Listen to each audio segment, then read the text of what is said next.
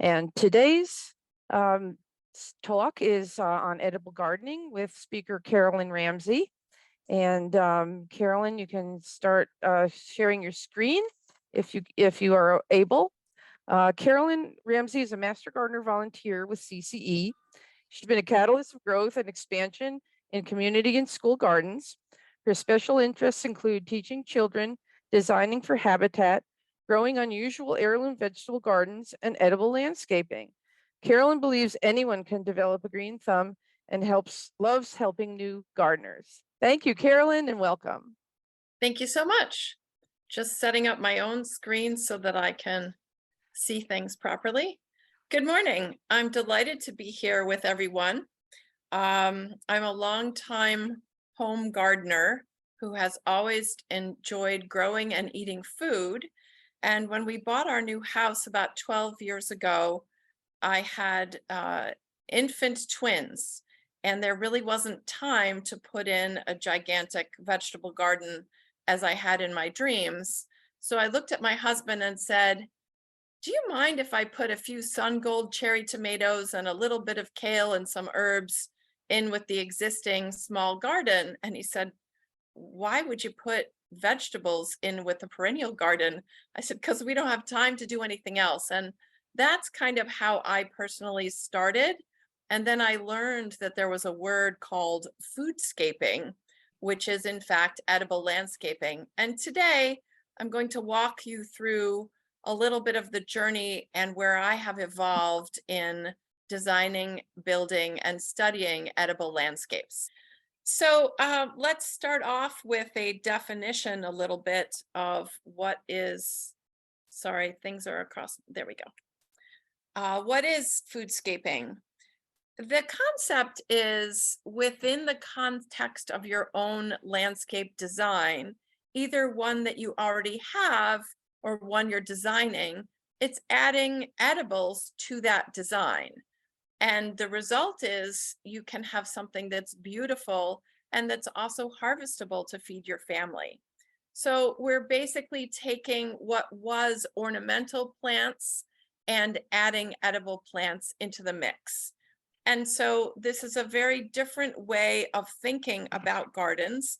And we'll see that they can be just as beautiful as traditional border gardens. And there are many different design techniques you can employ. As we all know, in addition to organic being a large topic over the last couple of decades, people are talking about the benefits of local food and local harvest. There's really nothing more local than your own yard, and this significantly improves both taste and nutrition. There are many people that are discussing climate change as a mechanism that may create some food insecurity. If that is the case, if we were to replace a small part of our lawns or our border gardens with edibles, we can address that issue in our region at certain times of year. Reduced food cost is an interesting one. If any of you has read the book, The $54 Tomato, it's quite an interesting one. It can be expensive to make a huge organic garden at home to produce food to eat, but it can also be quite inexpensive to produce small amounts of food within the construct of your existing garden. It's convenient, it's fun, and again, it is a sustainable exercise. This is one of my very favorite gardens. If you look at it closely, you'll see that it is a combination of perennials and annuals. And most of the items in this garden are producing something that we can eat within an 8 or 9 month period of the year in our region, which I'm calling zone 6B or 7A. And I invite you to look at this photo, and I challenge you to deny the beauty of these vibrant colors. So I love flowers in my garden because I'm drawn by the beautiful colors. And I've really discovered in the last 10 years in landscaping with edibles that you can get wonderful colors and wonderful color contrasts with edible foods, and I'm really struck by that. So I'd like to start in the area of flowers, which is something I'm sure we all love. And a simple way to add edible flowers to your landscape is to plant some of the annuals and some perennials that you would normally have, making sure that they are organic and chemical free. And then you can top your salads or pop them into soups as a garnish. I have also seen quite a number of artisans making shortbread cookies where they'll take these beautiful flowers, they'll press them into the cookie and do a little bit of an egg white wash to get a little bit of shine. And voila, you have a very interesting and unique artisan cookie for a special occasion. Edible flowers include flowers that we know and love. Calendula is wonderful. I started planting that one about 4 years ago. It is an annual, but I find in my garden it self-seeds, which is very nice because as things self-seed, we can edit out the pieces that we may not want and keep in the pieces that we do. So it's very nice. Violets, again, a New York native, which occur very frequently in our area. Absolutely wonderful in a salad, as a garnish, and on top of cookies and cakes. Just lovely.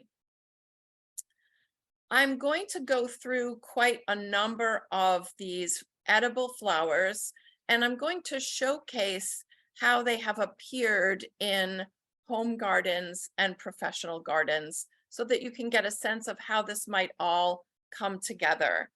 The bolded flowers are the ones that I'm going to showcase and zoom in on a bit. So we have the annuals on the previous slide. We have some perennial edible flowers, which are planted primarily for the flowers themselves. And we also have some of my favorite perennial edible produce items. We may not think of putting these in a border garden traditionally, but I'd like you to consider it because I'm finding that they bring an awful lot to the gardening table.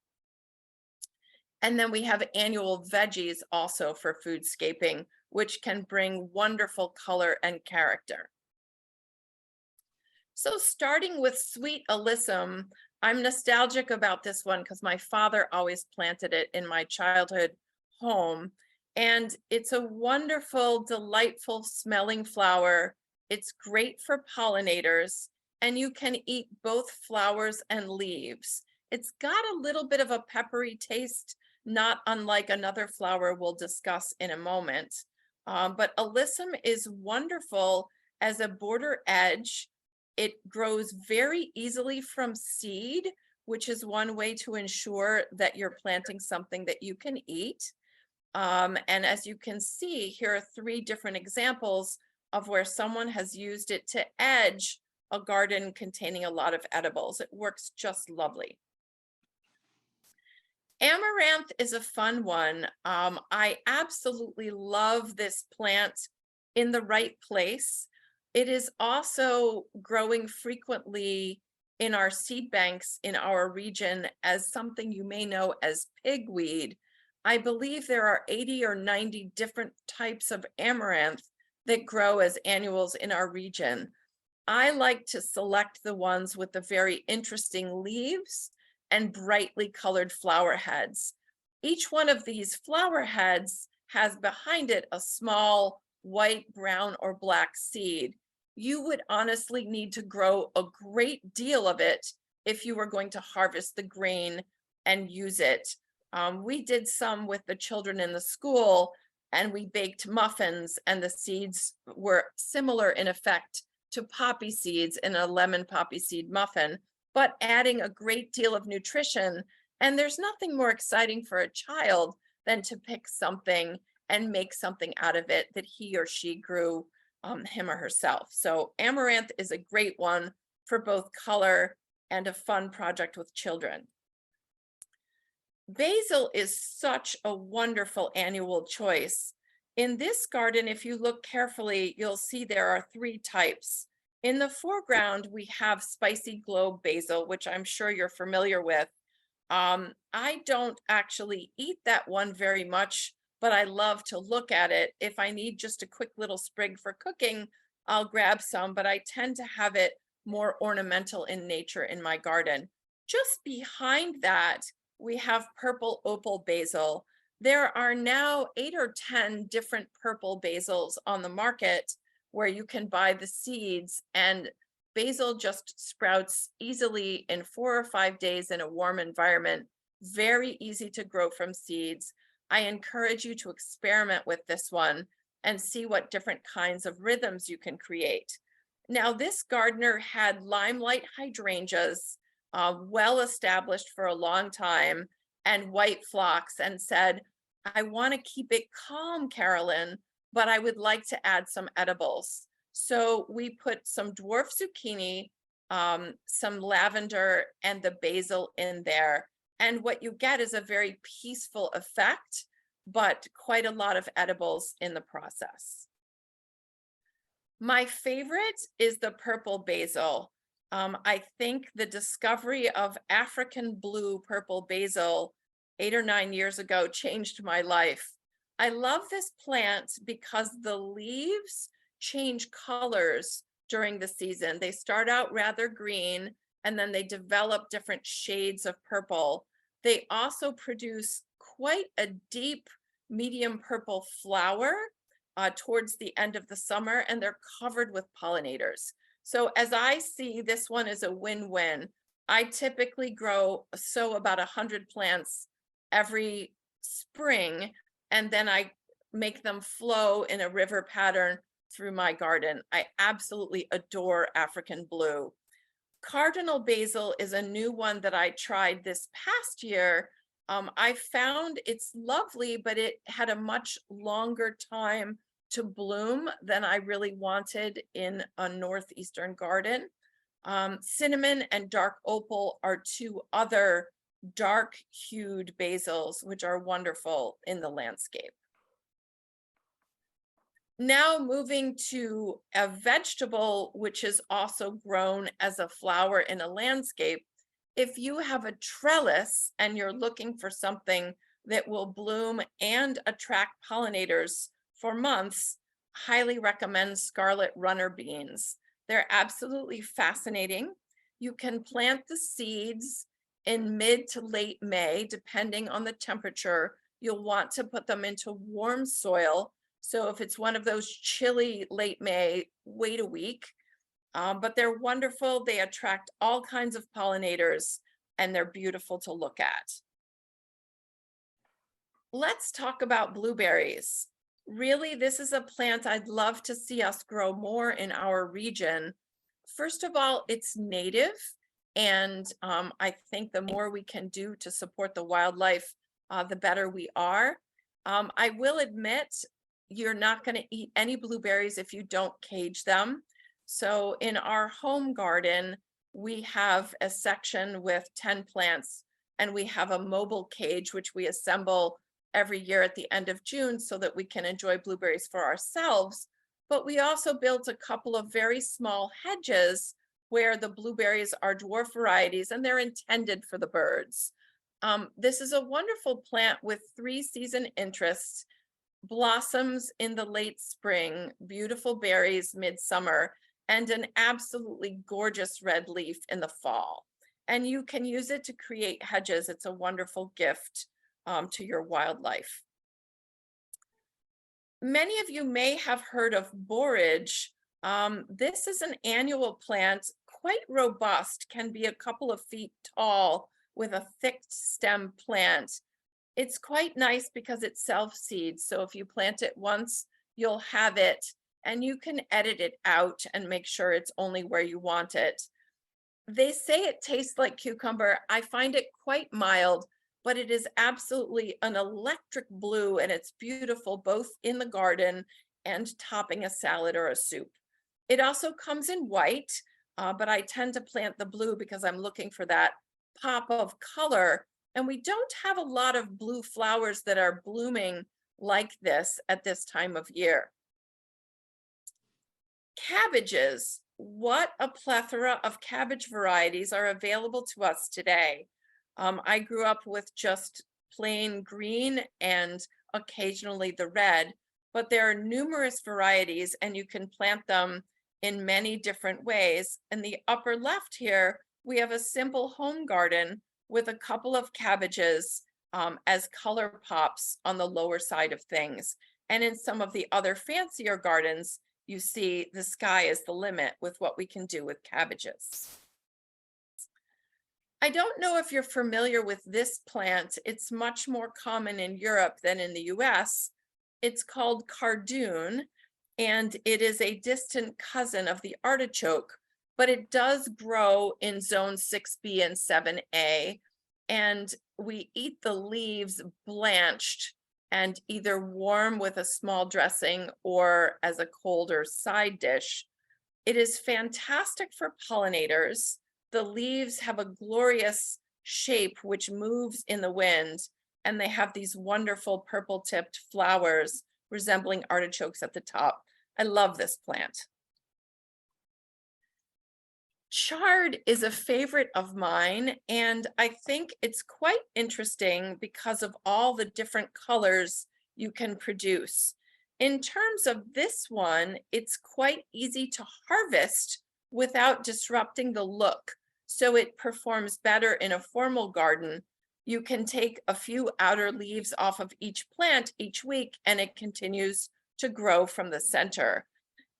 This provides strong architectural interest in many different types of gardens, and it looks beautiful from the end of May all the way through a hard frost. We'll discuss containers in a bit, but this is another one that's fantastic in containers. Another view of chard. Don't you just love the way the light hits the leaves and shines on those red veins? It's really a wonderful choice. And again, if you were to select a single color and pop it throughout your border garden, you would create a really nice rhythm. Chives is something we all love, I'm sure, and just go a step further. Instead of limiting them to your kitchen garden, pop them into your border garden. They will create this wonderful mound of purple in May, and it will self-seed a little, but they don't tend to take over. And I have some in two different spots of my perennial gardens. One is a spot that really only gets about 2 or 3 hours of sun. The plants aren't as vigorous, but they do provide that nice swath of color. So they will tolerate some light shade, which is nice. Garlic. I didn't start growing garlic at home until about 10 years ago, and I've discovered it's a real joy that provides tremendous architectural interest. On the left, in the upper section, we're showing the leaves I'm sure you're familiar with. If you like to harvest and eat the scapes, you can, or you can let them continue to grow in the garden and they will turn into flowers reminiscent of allium as they're in the same family. You have to either choose, if you want to have nice heads of garlic, you need to cut off the scapes more or less as soon as they appear, so the plant will send the energy into the garlic. But if you're doing this for architectural interest and you're not concerned about nice large bulbs, then you can keep those going in the garden. The other reason to consider garlic and garlic chives is that they are a natural repellent to many pests in the garden. So they help in that way as well. Kale, the cousin of cabbage, is another wonderful addition. I have been using more and more of the dinosaur kale. Some people call it lacinato. It's the bluish one. I'll show you another picture of that. And also scarlet kale, which is a deep, deep maroon color. Again, these provide incredible architectural interest. You need to be a little careful with planting timing because cabbage moth caterpillars will arrive. I have started planting them 2 or 3 weeks later than I can plant them. And by doing this, I can often skip the cycle of the cabbage moth caterpillars and they remain unscathed. Lettuces again will function similarly to the chards, the cabbages, and the kales. However, what I'm finding is it's best to pluck the entire head and remove it from the garden if you're growing this for beauty, because if you're just snipping off the tops, you're going to affect the visual appeal. But there are many things you can do with lettuces, popping them in between other plants. I don't know why people don't grow more nasturtium. I absolutely adore this plant. And if you're not familiar with it, it's one of those plants that surprises us. The more the soil is of poor quality, the more flowers you get. So if you have a corner section of your garden that gets nice sun and you've never amended the soil and you want to grow something there, nasturtium is a lovely, lovely choice. They come in many varieties, dwarf varieties, tall climbing varieties, variegated leaves. You can eat the entire plant. I absolutely love these flowers in salads all summer long. The okra is a fun one. I bought seeds several years ago at an heirloom seed company, and they had this wonderful Jing orange okra. And I said, well, never heard of orange okra. I'm honestly not a giant fan of okra, and I haven't talked my kids into it yet, but I like to try growing things. So I popped one in to my border garden, and lo and behold, the flowers are very similar to hibiscus, and they're a wonderful, rich, creamy white. The plant is in fact botanically related to hibiscus. And as you can see, they provide architectural interest. I've continued growing Jing orange and Alabama red because I love the contrast of these burgundy stems and the bright, deep green foliage with red veins. Again, to me, this is lovely in a border perennial garden. Another shot where you can see the actual okra pods themselves. Egyptian walking onions. I discovered this one about 20 years ago when a fellow local master gardener volunteer invited us into her garden, and she gave us as a little souvenir a piece of Egyptian walking onions to take home. And I've had it in my garden ever since. It does propagate itself quite enthusiastically, but look at this architectural interest. It's just wonderful. And there's never a visitor to my garden who doesn't stop and say, what is that? And I use the tubular green stems in lieu of spring onions or green onions all summer and into the fall. So it's a wonderful, wonderful, unique plant that does well in the summer garden. Peppers are a fun one, and there are literally hundreds and hundreds of varieties that do well in our region. You can use them in pots, you can use them in borders. On this next slide, I will show you the varieties that I've been planting a lot of the last 5 years in edible landscapes. Fish peppers and candy cane peppers are striated, and these stripes provide beautiful visual interest that changes over the season. So they start out green and white, they go to green and yellow, and then some red comes in. It's just absolutely beautiful. Both the fish and the candy cane peppers have these striations. Candy cane peppers are sweet. Everybody who likes a bell pepper enjoys them. The fish peppers have a kick to them, so bear that in mind. And then on the lower left, there's a pepper that I discovered a few years ago called the Mad Hatter. It does have a longer growing season and doesn't tend to mature in our region until the end of September. But the shape of the peppers is like a tri-corner hat, and the taste is delicious, like a red bell pepper. I highly recommend this for architectural interest in your garden. Alpine strawberries is a wonderful ground cover. They are native to our region.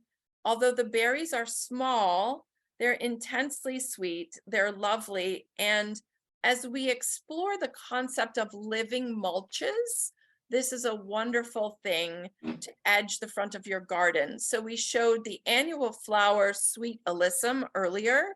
This perennial is a wonderful front border edging choice that will provide sweet treats as you work in your garden.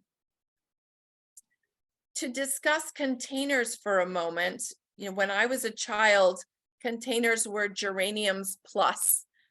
Things have evolved greatly over the years, but I'm really enjoying seeing the way people are combining herbs and dwarf tomatoes and fruits in containers. There are many different combinations you can consider, and you can enjoy picking from them all season long. Raised beds also work very well with different edibles as well as perennials and ornamentals. As you can see here, we just had a small space. The owner wanted something very neat and tidy, and we were able to make a combination of things that provide a kitchen garden in a raised bed setting, which is easily reachable as well.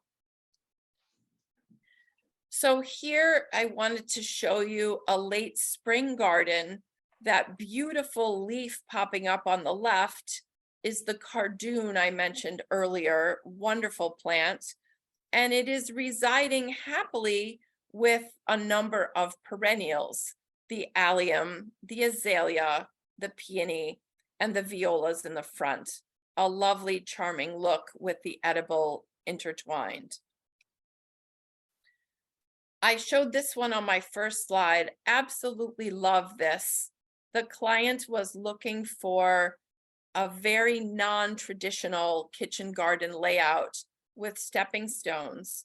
So here we have many, many different kinds of herbs, some flowers, which include edible flowers, and a few tomatoes, some peppers here and there, spinach, and even some dwarf squashes.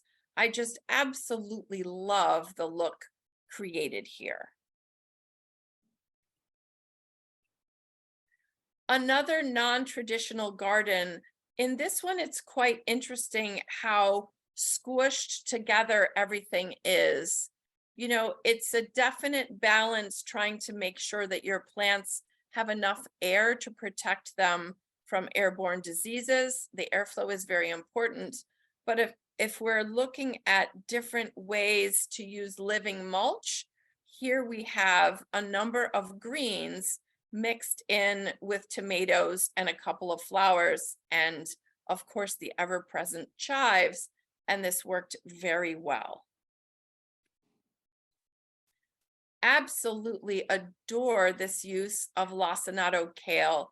This is the dinosaur kale I mentioned a few slides ago. It's a showstopper for the eye. And then in the background, we're showing charred, different mixed kales, sorrels, and nasturtiums popping out. Just a wonderful, rich look for a kitchen garden with a border garden layout. Another mixed border where we've popped in dwarf eggplants along with a few perennials and quite a number of annual flowers. Again, several of these will self-seed and come back every year. If you've ever planted red perilla or shiso, you know what I'm talking about. It self-seeds prolifically, but it's also very shallow rooted. So you can edit it out and remove it where it's not working for you. And then the sage and the hydrangea are there over time, and other things can be changed out year to year as you wish. Now, this one I find quite interesting. So this is where someone took an existing rectangular garden and added in bits of flowers for color. Some of them are edible, some of them are not. It's beautiful, of course, and beauty is in the eye of the beholder a bit. I feel like there might have been a missed opportunity here to go a little more free flowing with the structure. But any chance you have to add flowers to your vegetables which need pollination, you're likely to draw more bees and butterflies, which are going to facilitate that process. Now here we have, again, a kitchen garden that was existing, and we encourage them to add zinnias and marigolds. Both of these are plants that are very easy to grow from seeds, and so you can just add them into your garden and they will draw pollinators and offer that visual interest as well. I really like this one. This is really a fully integrated garden. This was planted with a combination of dwarf fruit trees, flowering shrubs, a few perennial flowers because we love them, and quite a number of edibles. And this just creates a vibrant yet peaceful landscape that offers visual joy and an opportunity to harvest for many, many months.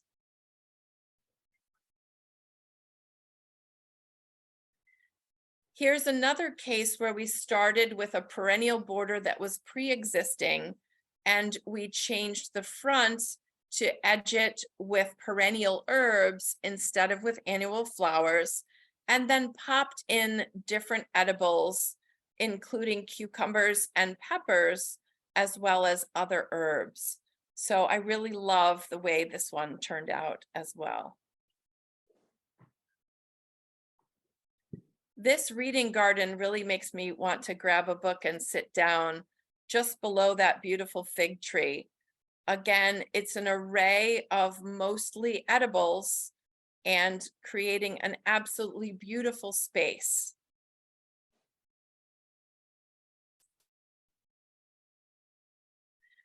So in summary, I would just like to highlight some important things to take away. If you're going to do edible landscaping and consume your plants, it's very important to know where they're coming from and how they've been treated. The easiest way to do this is to grow from seed or source from organic suppliers.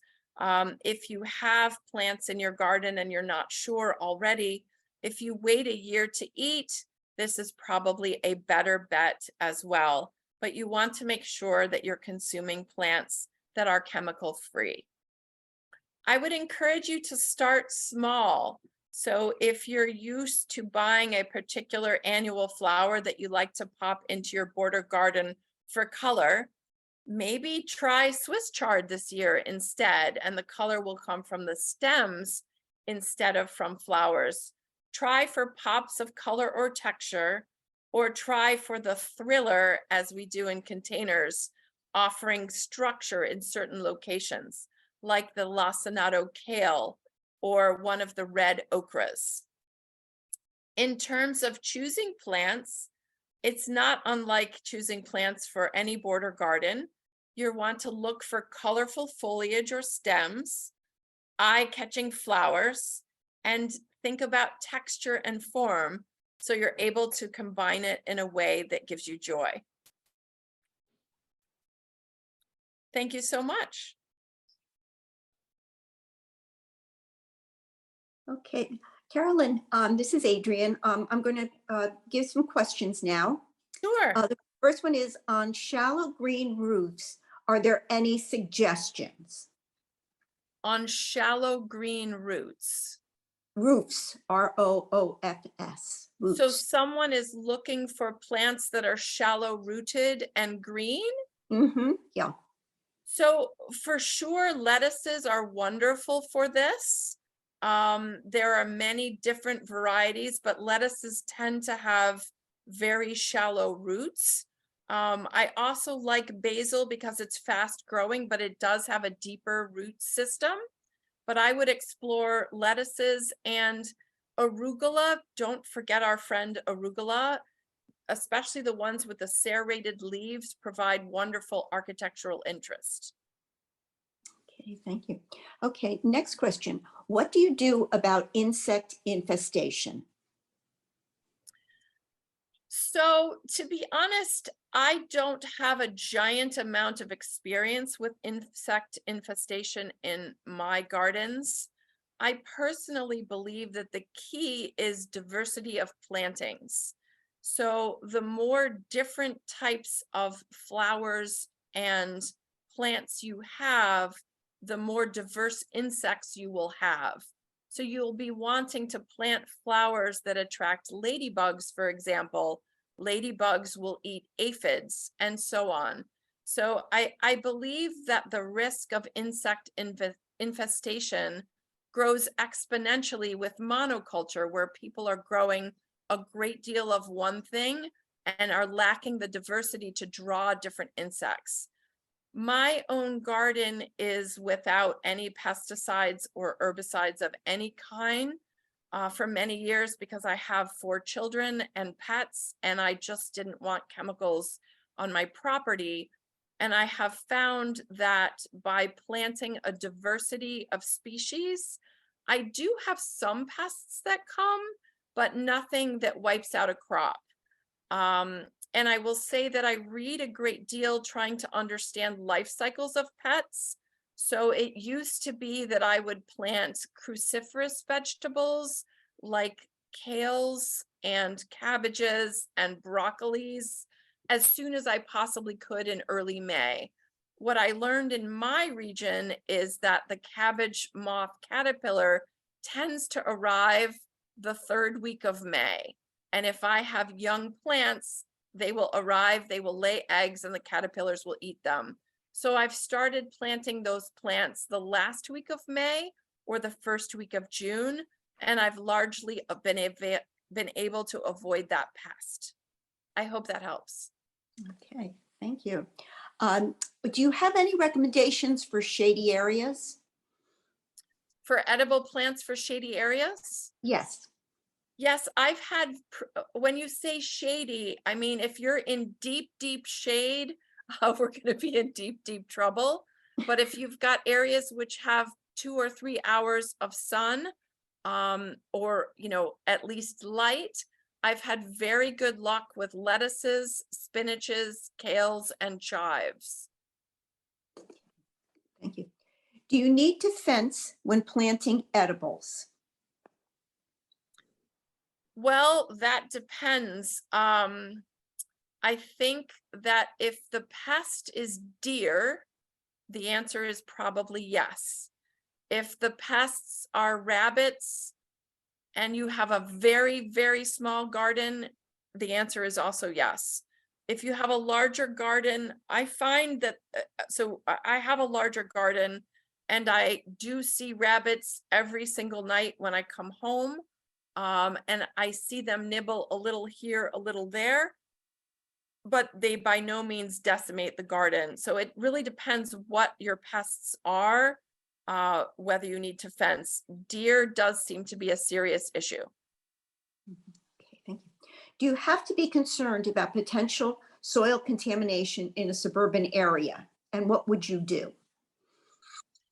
So I don't think I'm qualified to answer that question as an expert. I will just tell you, as a homeowner, when I bought my current home 12 years ago, I took soil samples from several different areas and I had the soil tested. And so I would recommend, if concerned homeowners are thinking about what may be contaminating their soils, I recommend working with experts and having soil tested. Maybe Amy would have a comment about that. Yes, I would. Can you hear me? Yes. Yes. Okay, good. Okay. The Cornell Healthy Soils, Healthy Communities has a website where you can go and look about soil contamination. If you don't know, and testing isn't an option for you, and you can build a raised bed with clean soil, then that would be suggested. If you want to test for contaminants, it helps to have an idea of what the contaminants might be, or they will have to do a rule out. But we do have resources for private labs and other areas where you can get that done if you contact our office. Okay, thank you. And you can also test for nutrients, which would be separate. And that's what we facilitate here in our office. Good, thank you. Carolyn, do you use compost to amend the soil? I absolutely do. I'm a giant fan of compost and composted manure. We have a little compost bucket in our kitchen, and we put our vegetable and fruit scraps and coffee grinds into that, but it doesn't produce enough to compost the garden. What I would say is that if we think about where nature itself is rich and bountiful, it's kind of where it's untouched and has plenty of rain and sunshine. So with that spirit in mind, I don't remove anything that grows on my property from my property. What I mean by that is, I don't know, I haven't counted them, but there must be 30 or 40 deciduous trees that drop leaves. Yes, I do rake them up off of the lawns, but I put them in a corner and I let them compost over time. I try to chop them up and use them as a mulch in both vegetable and perennial beds. So, I think compost is a wonderful tool. And sometimes if you do have trees on your property, you're able to make it from what you already have on your property. So if you're not using any chemicals, it's an ideal source. So we mix our grass clippings and our leaves. We have a couple of different corners where we keep these. We turn it once in a while. All of the compost explanations say turn your compost daily. I wish I were that organized or had that much time. I don't, just to be honest. But so I get usable compost less frequently because I'm not aerating it, but I do get plenty of usable compost, and I love putting that black gold into my garden. Okay. Okay, here's a question. There's a huge hole in my asparagus garden, in parentheses, rabbits or woodchucks. How do I get rid of them, or how do you protect your plants? Oh, if I had to take a guess without seeing it, I'm more inclined to think woodchucks than rabbits. And I think this is a very challenging problem. When we bought our house, I built a raised bed vegetable garden initially, and I lined the bottom of it with hardware cloth. Now, because I was building a brand new garden and I was planning to be in the house for 20 years, it seemed to be a good investment. And I don't have any woodchucks there. I think, unfortunately, it's illegal to remove them from your property. My dad used to use a have-a-heart trap, catch them, and then drive them across the river and let them on the other side. I learned a few years ago that we're not allowed to do that. So it's a serious problem trying to garden hand in hand with critters. I'm sorry I don't have a simple, easy answer on that one, but we all feel your pain. Yeah. One of the slides showed cedar mulch around the border edge where some of the vegetables were located. Does this type of mulch make the soil too acidic? That's a great question.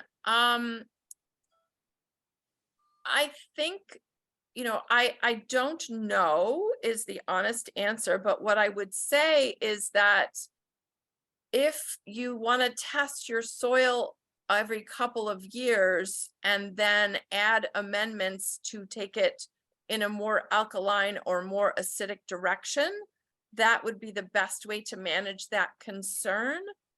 With respect to soil characteristics, it's important to understand that none of these changes are instantaneous.